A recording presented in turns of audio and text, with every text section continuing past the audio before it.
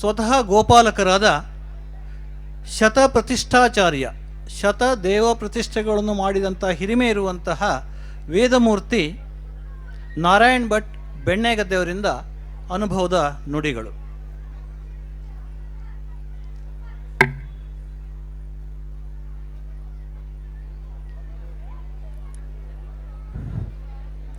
ನಮೋ ಗೋಭ್ಯ ಶ್ರೀಮತೇಭ್ಯ ಸೌರಭೇಯೇಭ್ಯ ಏವ ಚ ನಮೋ ಬ್ರಹ್ಮಸುತಾಭ್ಯಶ್ಚ ಪವಿತ್ರಾಭ್ಯೋ ನಮೋ ನಮಃ.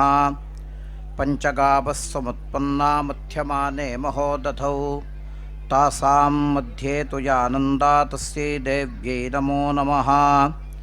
ಜಲೇ ರಕ್ಷತು ವಾರಾಹ ಸ್ಥಳೇ ರಕ್ಷತು ವಾಮನಃ ಅಟವ್ಯಾನ್ನರಸಿಂಹಶ್ಚ ಸರ್ವತಃ ಪಾತು ಕೇಶವಃ. ಗುರು ಪರಂಪರೆಗೂ ನನ್ನ ಇಷ್ಟದೈವ ಲಕ್ಷ್ಮೀ ನರಸಿಂಹನ ಚರಣಾರವಿಂದಕ್ಕೂ ನಮಸ್ಕರಿಸುತ್ತಾ, ಗೋವೇ ಪರಮ ದಿವ್ಯವಾಗಿರುವ ಗೋವಿನ ಸಾನ್ನಿಧ್ಯ ಅತ್ಯಂತ ಆನಂದದಿಂದ ನೆಲೆಸಿರುವಂತಹ ಈ ಹೊಸಾಟ ಗೋಶಾಲೆಯ ಈ ಭವ್ಯ ಪರಿಸರದಲ್ಲಿ ಮಕ್ಕಳ ಸಂತೆಯೊಂದಿಗೆ ಆಲೆಮನೆ ಹಬ್ಬವನ್ನು ಆಯೋಜಿಸಿರುವ ಎಲ್ಲ ಗಣ್ಯರೇ, ಸಭೆಯಲ್ಲಿರುವಂತಹ ಎಲ್ಲ ಮಾನ್ಯರೇ ಹಾಗೂ ಸಭಾಸದರೇ, ಎಲ್ಲರಿಗೂ ನಮಸ್ಕಾರಗಳು. ಈ ಗೋಸೇವೆ ಬಗ್ಗೆ ನಾನು ಇಲ್ಲಿ ಮಾತಾಡ್ತೇನೆ ಅಂತಂದರೆ ಸಮುದ್ರದ ಬೇಲೆಗೆ ಹೋಗಿ ಉಪ್ಪು ಮಾರ್ದಂಗೆ ಆಗ್ತದೆ. ಯಾತಕ್ಕೆ ಅಂದರೆ ಈ ಮಾಸದ ಮಾತಿರೋ ನೀವೆಲ್ಲ ಸೇರಿಕೊಂಡು ಗೋಸೇವೆ ಬಗ್ಗೆ ಎಷ್ಟು ತೊಡಗಿದ್ದೀರಿ ಅನ್ನೋದು ಅತ್ಯಂತ ಸಂತೋಷದಾಯಕವಾದಂಥ ವಿಚಾರ. ಇದ್ರ ಮಧ್ಯದಲ್ಲಿ ನಮ್ಮದು ಏನಂದ್ರೆ ಕರ್ತುಂ ಅಕರ್ತುಂ ಅನ್ಯಥಾ ಕರ್ತುಂ, ಆ ದೈವ ಒಂದನ್ನು ನಂಬಿಕೊಂಡು ನಾವು ಪ್ರಾರಂಭ ಮಾಡಿದ್ದು ಗೋಶಾಲೆ. ಆ ದೈವದ ಅನುಗ್ರಹದಿಂದ ನಡ್ಕೊಂಡು ಹೋಗ್ತಾ ಇದೆ ಅಂತ ಎದೆ ತಟ್ಕೊಂಡು ಹೇಳಬೇಕು. ಯಾತಕ್ಕೆ ಅಂತಂದರೆ ಈ ರೀತಿಯಾದಂಥ ಯಾವುದೇ ಜನಬಲವೋ ಯಾವುದೇ ಮಾತೆರೆ ಸಂಗ್ರಹವೋ ಯಾವುದೂ ಇಲ್ಲದೇ ಇದ್ದರೂ ಕೂಡ ಸುಮಾರು ಇಷ್ಟೇ ಸಂಖ್ಯೆ 250 ಸಂಖ್ಯೆಯ ಹಸುವಿನ ಪಾಲನೆ ಅಲ್ಲಿ ಆಗ್ತಾ ಇದೆ. ಸರಿ ಸುಮಾರು 1 ತಿಂಗಳಿಗೆ 6 ಲಕ್ಷ ರೂಪಾಯಿ ಖರ್ಚನ್ನು ಭಗವಂತ ನಿಭಾಯಿಸ್ತಾ ಇದ್ದಾನೆ. ನಾನು ನಿಭಾಯಿಸ್ತಾರೆ ಅಂತ ಸುಳ್ಳಾಗ್ತದೆ. ಯಾತಕ್ಕೆ ಅಂದರೆ ಕೇವಲ 2 ಎಕರೆ ತೋಟ ಇಟ್ಕೊಂಡು ಈಗಿನ ಕಾಲದಲ್ಲಿ ಅಷ್ಟು ಹಸುವನ್ನು ಸಾಕ್ತೇನೆ ಅಂದರೆ ಜಂಬದ ಮಾತಾಗ್ತದೆ. ಅದು ಭಗವಂತನ ಪ್ರೀತಿಗಾಗಿ ಭಗವಂತನೇ ನನಗೆ ಪ್ರೇರಣೆ ಕೊಟ್ಟು ಮಾಡಿಸ್ತಾ ಇರುವಂಥ ಕೆಲಸ. ಹಾಗಾಗಿ ಅದು ಎಷ್ಟು ದಿವಸ ತಡೀತದೆಯೋ ಅದು ಭಗವಂತನಿಗೆ ಬಿಟ್ಟದ್ದು. ಹಾಗಾಗಿ ಭಗವಂತ ಸೇವರೂಪದಲ್ಲಿ ಆಡ್ಕೊಂಡು ಹೋಗ್ತಾ ಇದಕ್ಕೆ ಮಾಧ್ಯಮವನ್ನು ನಾನು ತೆಗೆದುಕೊಂಡಿದ್ದಾನೆ ಅಂತ ಅಂದ್ಕೊಳ್ತೇನೆ ನಾನು. ಆದರೆ ಈ ಮಕ್ಕಳ ಸಂತೆಯ ಒಂದು ದಿವ್ಯ ಕಲ್ಪನೆ ಅತ್ಯಂತ ಆನಂದದಾಯಕವಾದದ್ದು ಅಂತ ಹೇಳಲಿಕ್ಕೆ ಇಷ್ಟಪಡ್ತೇನೆ. ಯಾತಕ್ಕೆ ಅಂತಂದರೆ ಈಗ ನಾವು ಎಲ್ಲೇ ಹೋಗಲಿ ಕೂಡ ಅದು ಯಾವುದೇ ದೇವಸ್ಥಾನದ ಕಾರ್ಯಕ್ರಮ ಇರಲಿ, ಯಾವುದೇ ಹೊರಗಡೆ ಕಾರ್ಯಕ್ರಮದಲ್ಲಿ ಯಾವುದಿದ್ರೂ ಕೂಡ ಸಾಮಾನ್ಯ ಎಬೋವ್ 60 ಪರ್ಸನ್ಸು, ಎಬೋವ್ 60 ಆದಂಥ ಜನಗಳಲ್ಲಿ ಕಾಣಿಸ್ತಾರೆ. ನಾವು ಅನೇಕ ದೇವಸ್ಥಾನ ಜೀರ್ಣೋದ್ಧಾರ ಕಾರ್ಯಕ್ರಮ ನಾನು ಸಕ್ರಿಯವಾಗಿ ತೊಡ್ಕೊಂಡಿದ್ದೇನೆ. ಆ ದೇವಸ್ಥಾನ ಕಾರ್ಯಕ್ರಮಕ್ಕೆ ಹೋಗಲ್ಲಿ ಕಮಿಟಿ ಇರುತ್ತಿರೋದು, ನೀವು ದಯಮಾಡಿ ನಿಮ್ಮ ಮಕ್ಕಳನ್ನು ಕರ್ಕೊಂಬನ್ನಿ, ಏನು ಮಾಡ್ತಾಯಿದ್ದೀನಿ ನಿಮ್ಮ ಮಕ್ಕಳಿಗೆ ಗೊತ್ತಾಗುತ್ತೆ. ಇಲ್ಲದ್ರೆ ಅವ್ರು ಯಾವುದೋ ಡಿಗ್ರಿ ಹಿಡ್ಕೊಂಡು ಅಮೇರಿಕಕ್ಕೆ ಹೋಗ್ತಾರೆ, ಅಮೇರಿಕೋದೋ ಮತ್ತೇನೋ ಮಾಡ್ಕೊಂಡು ಹೋಗ್ತಾನೆ. ಹಾಗಾಗಿ ನಿಮ್ಮ ಸಮಾಜದ ನಿಮ್ಮ ಸಂಸ್ಕೃತಿಯ ಗಂಧ ತಿಳಿಬೇಕು ಅಂತಂದರೆ ನಿಮ್ಮ ಮಕ್ಕಳಿಗೆ ಮೊದಲು ಕಲಿಸ್ಬೇಕಪ್ಪ. ಅದನ್ನು ನೀವು ಏನು ಮಾಡ್ತಾಯಿದ್ದು ನಿಮ್ಮ ಮಕ್ಕಳಿಗೆ ಗೊತ್ತಾಗಿರಲಿಲ್ಲ. ಇಲ್ಲಿ ನೀವು ಮಾಡಿದ ಗಂಟು ನಿಮ್ಮ ಮಕ್ಕಳಿಗೆ ಸಿಕ್ಕೇ ಹೋಗ್ಬೋದು. ಅಂಥ ಪರಿಸ್ಥಿತಿ ಬರೋದು ಬೇಡ. ಹಾಗಾಗಿ ಮಕ್ಕಳಿಗೆ ಮೊದಲು ನಿಮ್ಮ ಸಮಾಜದ ನಿಮ್ಮ ಸಂಸ್ಕೃತಿ ಕಲ್ಪನೆ ಕೊಡಿ ಅನ್ನೋದಕ್ಕೆ ಅದಕ್ಕೆ ಸಾಕ್ಷಾತ್ ಉದಾಹರಣೆಯಾಗಿ ಇಲ್ಲಿ ಮಕ್ಕಳ ಸಂತೆಯನ್ನು ಆಯೋಜನೆ ಮಾಡಿದ್ದೀರಿ.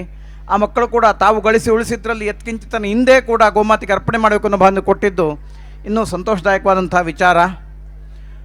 ಗೋವು ಭಾರತದ ಸಂಸ್ಕೃತಿಯ ಅವಿಭಾಜ್ಯ ಅಂಗ. ನೋಡಿ ಗೋವಿಂದ ಎಷ್ಟು ಸುಂದರವಾದ ಪರಿಕಲ್ಪನೆ ಇದೆ ಅಂತಂದರೆ, ಯಾವುದೇ ಯಜ್ಞಕ್ಕಿದ್ದರೂ ಕೂಡ ಯಾರು ಭಟ್ರು ಏನು ದಕ್ಷಿಣೆ ಅಂತ ಮೊದಲು ಕೇಳುವಂಥ ಸಂಪ್ರದಾಯ ಇತ್ತಂತೆ. ಕೇ ಋತ್ವಿಜ ಕಾವಾ ದಕ್ಷಿಣಾ ವಸಿಷ್ಠ ವಾಮದೇವಾದಯೋ ಋತ್ವಿಜ ಶತಂಕಲ್ಯಾಣ್ಯೋ ಗಾವೋ ದಕ್ಷಿಣಾ ಶ್ರೋತ ಪಕ್ಕದಲ್ಲಿ ಬರುವಂಥದ್ದು. ಯಾರು ಇದಕ್ಕೆ ಭಟ್ರು ಏನು ದಕ್ಷಿಣೆ ಅಂತ ಕೇಳಿದ್ರೆ 100 ಕಲ್ಯಾಣಿಯಾದಂಥ ಹಸುಗಳು ದಕ್ಷಿಣೆಯಪ್ಪ ಅಂತ ಹೇಳುವಂಥ ಹಿಂದೆ ಕಲ್ಪನೆ ಇತ್ತಂತೆ. ನೋಡಿ ಗೋವಿನ ಉತ್ಪನ್ನಗಳು ಹಾಲಾಗಲಿ ಮೊಸರಾಗಲಿ ತುಪ್ಪವಾಗಲಿ ಮಾರುವ ವಸ್ತಲ್ಲ, ಆದರೆ ಗೋವು ಆರ್ಥಿಕತೆಯ ಪ್ರತೀಕವಾಗಿತ್ತು.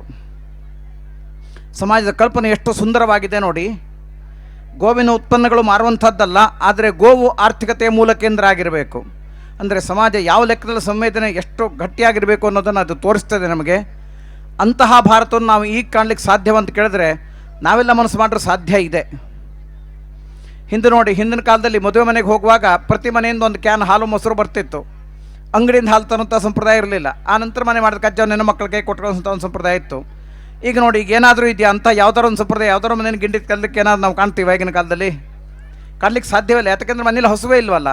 ಯಾತಕ್ಕೆ ನಮ್ಮ ಮಗ ಓದ್ಕೊಂಡು ಅಮೆರಿಕಕ್ಕೆ ಹೋಗಿದ್ದಾನೆ, ನಮ್ಗೆ ವಯಸ್ಸಾಯ್ತು ಮಾಡಲಿಕ್ಕೆ ಆಗೋದಿಲ್ಲ ಅಂತ. ಹಿಂಗಾಗ್ತಾ ಇದ್ದಾಗ ತೋಟಕ್ಕೆ ಎಲೆ ಚುಕ್ಕಿನ ಬರ್ತದೆ, ಇನ್ಯಾವುದೋ ಬಂದೇ ಬರ್ತದೆ. ಯಾತಕ್ಕೆಂದರೆ ಭೂಮಿ ಸತ್ವಗಳ್ಕೊಂಡಾಗ ಭೂಮಿಗೆ ರೋಗ ಬರಲೇಬೇಕಲ್ಲ. ಹಾಗಾಗಿ ಜಗತ್ತಿನಲ್ಲಿ ಇಡೀ ಭೂಮಿಯಲ್ಲಿ ಹೆತ್ತ ತಾಯಿಯನ್ನು ಬಿಟ್ಟು 3ಕ್ಕೆ ಮಾತೆಯ ಮಾನ್ಯತೆಯನ್ನು ಕೊಟ್ಟಿದೆ ನಮ್ಮ ಸಂಸ್ಕೃತಿ. ಒಂದು ಭೂಮಾತಾ, ಒಂದು ಗೋಮಾತಾ, ಮತ್ತೊಂದು ಗಂಗಾಮಾತಾ ಅಂತ. ಭೂಮಾತೆಯ ಆಶ್ರಯಕ್ಕೆ ಗಂಗಾಮಾತೆ ಗೋಮಾತೆ ಎರಡೂ ಬೇಕು.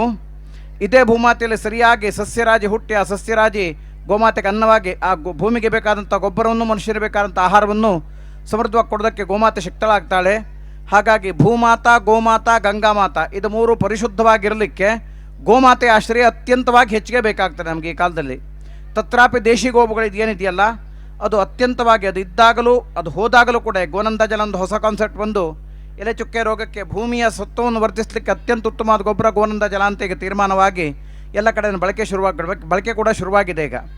ಹಾಗಾಗಿ ಇದ್ದಾಗಲೂ ಹೋದಾಗಲೂ ಅತ್ಯಂತ ಮನುಷ್ಯನಿಗೆ ಉಪಯೋಗ ಆದಂಥದ್ದು ಗೋವು. ಹಾಗಾಗಿ ಅಂಥ ಗೋವನ್ನು ನಾವು ಬಿಟ್ಟುಕೊಂಡು ಮೂರ್ಖರಾಗುವಂಥ ಅಂಥ ಒಂದು ಉದ್ದಟತನಕ್ಕೆ ನಾವು ಯಾವತ್ತೂ ಹೋಗೋದು ಬೇಡ. ಆ ಗೋಸೇವೆಯಿಂದಲೇ ನಮ್ಮ ಜೀವನ ಧನ್ಯತೆಯನ್ನು ಕಾಣೋಣ ಅಂತ ಹೇಳ್ತಾ ನನಗೆ ಈ ಅವಕಾಶ ಕೊಟ್ಟಿದ್ದಕ್ಕಾಗಿ ಇಡೀ ಎಲ್ಲ ಆಯೋಜಕರಿಗೆ ಧನ್ಯವಾದ ತಿಳಿಸ್ತೇನೆ. ಈ ಕಾರ್ಯಕ್ರಮಕ್ಕೆ ಅತ್ಯಂತ ಶುಭವಾಗಲಿ ಅಂತ ಹಾರೈಸ್ತೇನೆ. ಮುಂದಿನ ಸಮಾಜ ಸಂಘಟನೆಗೆ ಇದೊಂದು ಅತ್ಯಂತ ಜ್ಯೋತಿ ಆಗ್ತದೆ, ಒಂದು ದ್ಯೋತಕವಾದಂಥ ಒಂದು ಸಂವಹನಕ್ಕೆ ಅತ್ಯಂತ ಮಾಧ್ಯಮವಾಗ್ತದೆ. ಹೀಗೆ ಇದು ಮುಂದೆ ಉಳಿದು ಬೆಳ್ಕೊಂಡು ಹೋಗಲಿ. ನಮ್ಮ ಗೋಶಾಲೆ ಕೂಡ ನೀವು ಬನ್ನಿ, ಸಮಯವಿದ್ದಾಗ ಶಿರಸಿ ತಾಲೂಕು ಹುಲ್ಲೇಕಲ್ ವಾಣಿಜ್ಯ ಟಿಕೆಟ್ ಮಾರ್ಗದಲ್ಲಿ ಬಕ್ಕಳದ ಕ್ರಾಸ್ನಲ್ಲಿ ಮುಂದೆ ಹೋದರೆ ಅಲ್ಲಿಂದ 1 ಕಿಲೋಮೀಟರ್ಗೆ ಬೆಣ್ಣೆಗೆದ್ದೆ ಅನ್ನೋ ತೋರ್ನಲ್ಲಿ ನಮ್ಮ ಗೋಶಾಲೆ ಇದೆ.